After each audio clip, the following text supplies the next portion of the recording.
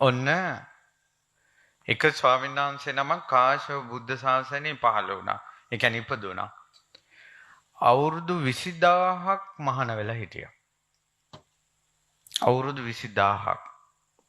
මම හිතන්නේ මහාන වෙලා තියෙන්නේ අවුරුදු 100න්.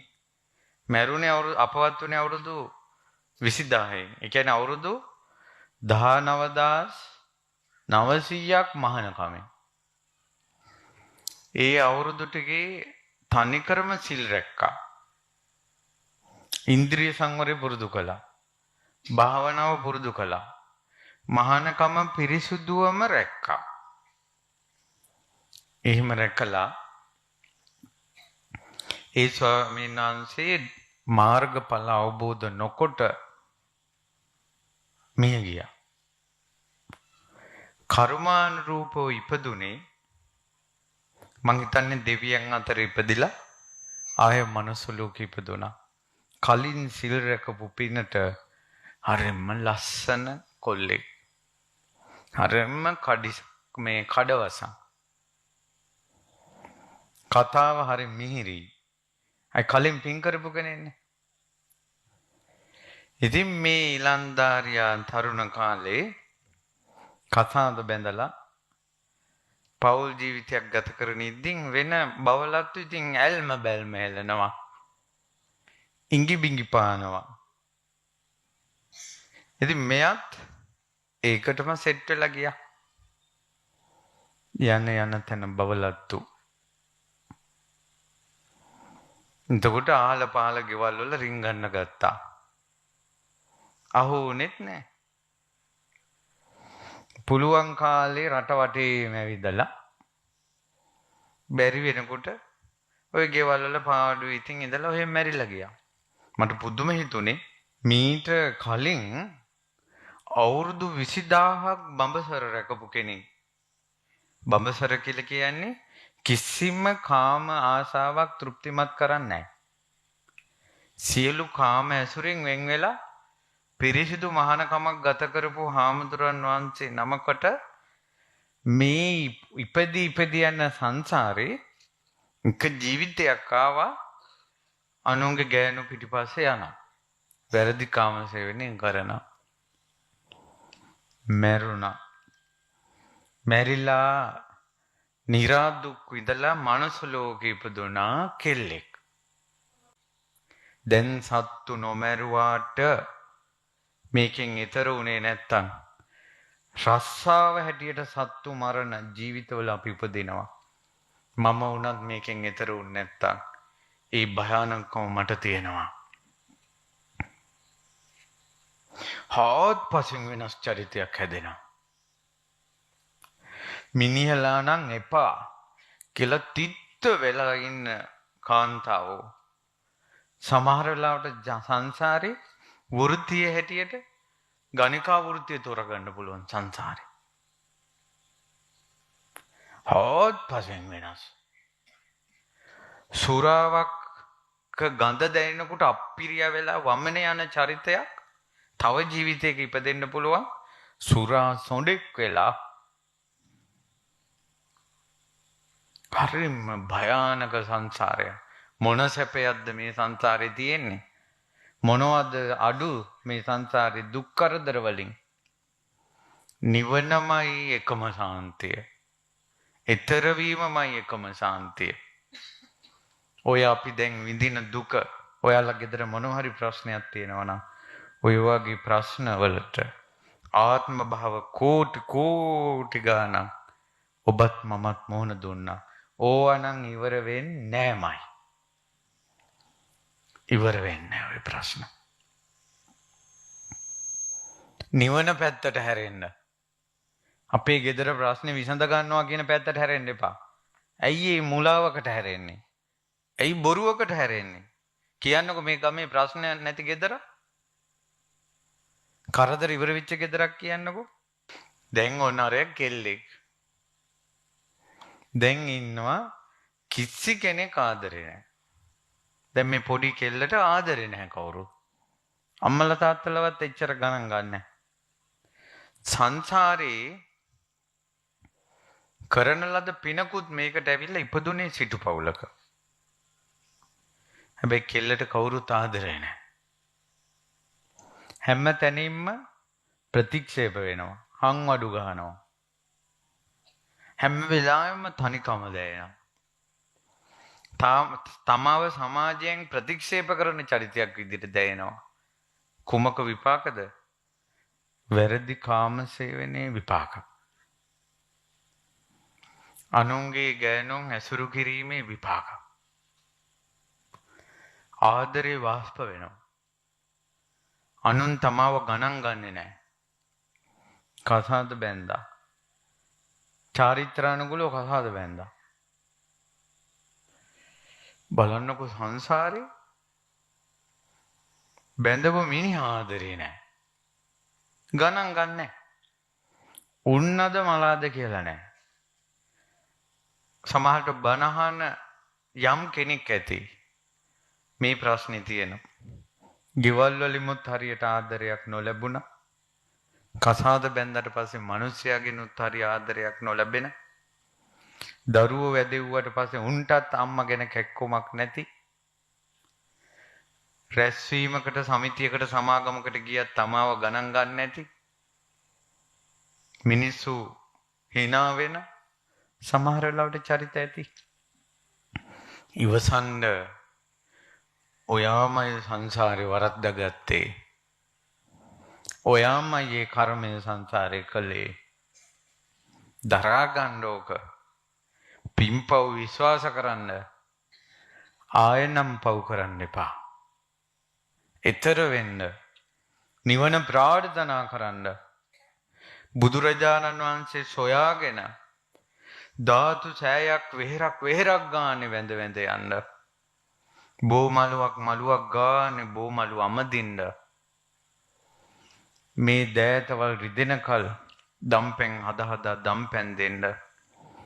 දුප්පත් උනත් තියෙන දේ හරි බෙදාගෙන කන්න. මිනිස්සුන්ගේ කරදර බාධා ඉවසන්න. පොල් ගැහුවට ඔයා පොල් ගහන්න එපා.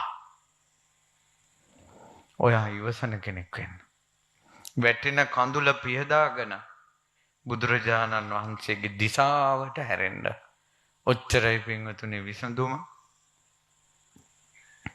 මේ කෙල්ල ප්‍රතික්ෂේපයි. මිනිහට ගාන්නේ. ඒ මිනිහා දැන් වෙන ගෑනුත් එක්ක ඉන්නවා. දැන් ඔන්න වෙන පිරිමියෙකුට වෙන බිරිඳකට වෙන පිරිමියෙකුට දුන්න වේදනාව තමන්ට දැන් දැනෙනවා. තමන්ගේ මිනිහා වෙන ගෑනුත් එක්ක ඉන්නේ. මෙයාට මේ වේදනාව දරා ගන්න බෑ. දරා ගන්න බැරුව මෙයා දවසක් ස්වාමියාට ගිහිල්ලා කිව්වා, ස්වාමී මම මේ දරා ගන්න බැරි තැන මම මේ ආවේ. ඒ තමයි ඇයි ඔයා මට ආදරේ නැත්තේ? ඇයි ඔයා මට මෙහෙම කරන්නේ? ඇයි මාව ගණන් ගන්න නැත්තේ? ඇයි ඔයාට මාව වටින්නේ නැත්තේ? මට දැන් අම්මා තාත්තත් මම දාලා ඇවිල්ලා. මගේ කියලා කවුරුත් නැහැ. ඔයාගෙන් පිට හොයාගෙන මං ආවේ. ඔයා මාව බලා ගන්න හැබැයි. කෑවද බීවද කියලාවත් ඔයා මගෙන් අහන්නේ නැහැ. ලෙඩක් දුකක්ද කියලාවත් ඔයා මගෙන් අහන්නේ නැහැ. මේ වගේ දුකක් වෙන ගෑණියෙකුට සිද්ධ වෙන්න එපා කියලා මං කියන්නේ. මේක මහ දුකක් ස්වාමීනි කිව්වා. මිනිහට ගිහලා මෝනටම කිව්වා. අර මනුස්සයාගේ හිත උණු වුණා. උණු වෙලා ඒ මනුස්සයා කිව්වා, හරි ඔයා හිතන්න එපා. මට මේක එච්චර ගානක් ඕනේ මං ඔච්චර හිතුවේ නෑ. ඕන් හිත අපිට මඟුල් ගෙදරක යන්න තියෙනවා. අපි දෙන්න යම් මැනිකේ කිව්වා. අර කෙල්ලට රටක් රාජ්‍යයක් වගේ. ඒ කෙල්ලට පුදුම හතුටුයි. රෑ එළි වෙනකල් පහෝදා ඇඳගෙන යන ඇඳුම් ටික හදුවා කියනවා. ආභරණ ටික පිළිවෙලක් කළා කියනවා. උදේම ඇඳුම් ඇඳගෙන ආභරණ පිළිවෙලක් කරගෙන මිනිස්සයා කතා කරන කල් හිටියා. අර මිනිහට අමතක කළ වෙන ගෑණියෙක් එක කියා. දෙක්කද වැරදි කාමසේවනයේ විපාක සිහිනයක් විදිහට ප්‍රාර්ථනා බොඳ වෙලා යනවා. සිහිනයක් විදිහට ප්‍රාර්ථනා බොඳ වෙලා යනවා. සෙල්ලම් කරන්න එපා. ඔය ඉස්කෝලේ යන කොල්ලෝ කෙල්ලෝ උනා හැම එකාත් එක්කම මේ පළහිලව් හදාගෙන සෙල්ලමට ගන්න එපා. කර්මවා කර්ම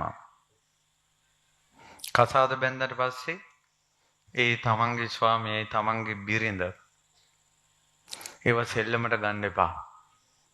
පෞරස් වෙනවා. අර දැන් බලන්න මේ මෙච්චර විඳවන්නේ අර වැරදි කාමසේවනයේ විපාකේ. ඊට පස්සේ මොකද උනේ? පිරිමි කමක් නැති වුණා. කෙල්ලෙකුත් වුණා. ආදරෙත් නැහැ. බැඳපු මනුස්සයා ගණන් ගන්නෙත් නැහැ. එයාම යෝජනා කරපු මගුල් ගෙදර යෑමේ ගමනත් කැන්සල් වුණා. මෙයා ඉන්නවා. උදේ කෑවෙත් නැහැ. ඔය ජනෙල් කවුළුවෙන් බලාගෙන ඉන්නවා. හිතෙන්නේ නැහැ මොකොත්. ඔය අපේ සම්මා සම්බුදුරජාණන් වහන්සේ පහළ වෙන්න අවුරුදු 100 ගානකට කලින් වෙච්ච එකක්. එකල ලෝකේ පසේ බුදුරජාණන් වහන්සේලා වැඩ හිටියා. පසේ බුදුරජාණන් වහන්සේ හිමාල පර්වතයේ ගන්ධමාන පර්වතයේ මංජූසක වෘක්ෂයේ සෙවණේ භාවනාවෙන් ඉන්න පසේ බුදුරජාණන් වහන්සේ දිවසින් දැක්කා කාශ්‍යප බුද්ධ ශාසනයේ අවුරුදු 20000ක් සිල් පුරපු මහානකම කරපු කෙනෙකුට ජීවිතේ වැරදිලා පපුව ඇවිලෙනවා. හදවතේ ගින්න දැක්කා. පසේ බුදුරජාණන් වහන්සේ කල්පනා කළා මම පිහිට වෙන්න ඕනේ කියලා.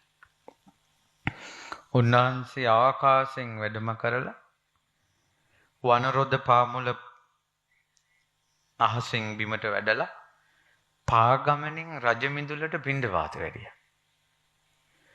එතකොට පපුවේ ගිනි ඇවිලි ඈත බලාගෙන ඉන්නකොට තමන් අවුරුදු 20000ක සිවුරක් පොරවගෙන හිටියා. ඒ සිවුර දැක්ක ගමන් ඔක්කොම මතක වුණා. අර ගින්න නැති වුණා. ඒ ගින්න නැති වුණා සිවුර දැක්ක ගමන්. ඊට පස්සේ ඉක්මනට පරිබලෙන් බැහැගෙන ආවා. අවිල්ල ළඟට යනකොට සාන්ත ශ්‍රමණයන් වහන්සේ නම. අර සිටු දේවිය පසේ බුදුරජාණන් වහන්සේ පාත්‍රය අතේ තියාගෙන ඉන්නව දැකලා වන්දනා කළා. දුවගෙන ගිහිල්ලා තමාට පිළියෙල කරපු භෝජන එහෙම පිටින් උස්සගෙන ආවා. පාත්‍රයට භෝජන පිදුවා. සුවඳ මල් ඉස්සා දන ගැහුවා. ස්වාමීනි ජීවිතේට දැකපු දුක නැතිම කෙනා ඔබ වහන්සේ. මෝනේ කොතනකවත් දුක නැහැ. මට අමා ශාන්ති ඕන මට. අන්න අවුරුදු 20000ක් බොරුවට නෙවෙයි සිල් රැකලා තියෙන්නේ. දැන් ආව ප්‍රාර්ථනාව. මට අමා ශාන්ති ඕන. අවුරුදු 20000ක මහානකම සහ පුණ්‍ය සම්පත්තිය අවපැහැවෙලා තිබ්බ වැරදි කාමසේවනේ විපාකෙත් එක්ක. පසේ බුදුරජාණන් වහන්සේගේ සිරිපා කමල් අභියස අර බ්‍රාසෝ වලින් එහෙම නැත්නම් අර ඇඹුල් බෙහෙතින් තඹ වාදනයක් සුද්ධ කරනවා වගේ සුද්ධ වෙලා ගියා කිය. ඒ කර්මය හැම නැති වෙලා ගියා කිය. පසේ බුදුවරුන්ගේ ආශ්චර්යය. ඒකයි මං කිව්වේ ඔය කර්ම ගෙවෙන්නත් එක්ක රුවන්වැලි මහසෑය වඳින්න, ජයශ්‍රී මහ බෝසමිඳුන් වඳින්න, තූපාරාමේ වඳින්න, සිරිපා කමල සමනල කන්දේ වඳින්න, කිරිවෙහෙර මයංගනේ සේරුවාවිල වඳින්න, අඟුලිමාල මහසෑය වඳින්න, මාළඹේ පිට්ටුකල බුදු පසේබුදු අරහන්තක විහාරයේ තියෙනවා. මිහි පිට තියෙන එකම පසේබුදු විහාරයේ තියෙනවා මාළඹේ. පාරායිනේ. ලස්සන විහෙර. ඒවා ගිහිල්ලා වඳින්න.